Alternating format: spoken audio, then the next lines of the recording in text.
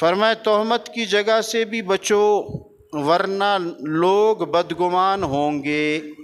آپ داڑھی والے ہیں، پگڑی والے ہیں، نیک ہے، دیندار ہے، تہمت والی جگہ سے خود بچیں۔ لوگ بدگمان ہوں گے اور تمہاری غیبت شروع کریں گی کہ مولوی صاحب کو دیکھو، صوفی صاحب کو، تبلیغی صاحب کو، مجاہد صاحب کو فلاں دن فلاں جگہ پہ تھا یا فلاں حرکت کر رہا تھا۔ تمہاری غیبت شروع کریں گے، اور چونکہ ان کی غیبت میں مبتلا ہونے کا سبب تم بنے اپنی بے وقوفی کے سبب، تو تم نہ تہمت کے موقع پر جاتے اور نہ ان کو غیبت کا موقع ملتا، لہٰذا گناہ تم پر بھی ہوگا۔ امام غزالی رحمۃ اللہ علیہ نے لکھا ہے گناہ کس پر بھی ہوگا؟ اس غیبت جو زنا سے بدتر ہے اس میں تم بھی شامل ہو جاؤ گی، اس لیے کہ گناہ کا سبب بننا بھی گناہ ہے۔ رسول مقبول صلی اللہ علیہ وسلم، میرے دوستو، روایت میں ہے کہ صحابہ سب سے زیادہ میرے صحابہ بخیل کون ہے؟ عرض کیا وہ جس کے پاس مال ہو خرچ نہ کرے موقع محل پہ۔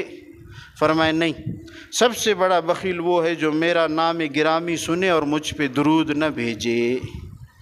تو میں اور آپ بخیل تو نہیں بنیں گے انشاءاللہ۔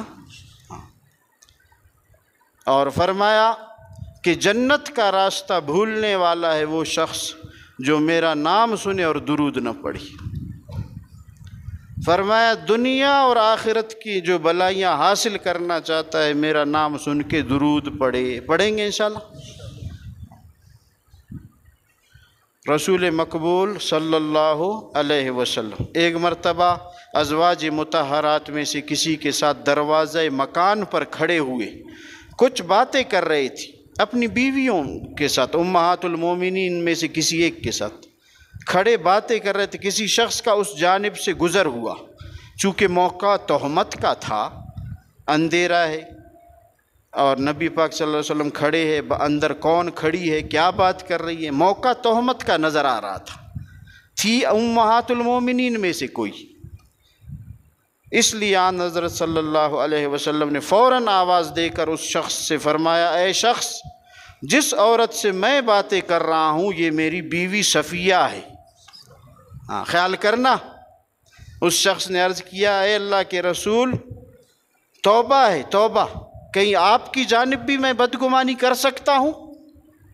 حضرت نے فرمایا، تعجب ہی کیا ہے، شیطان تو بنی آدم کے رگ رگ میں گھسا ہوا ہے، یعنی شاید تمہارے دل میں بھی وسوسہ پیدا کر لے اور تمہاری بربادی کا سبب یہی چیز بن جاتی، اس لیے میں نے اطلاع دینی ضروری سمجھی۔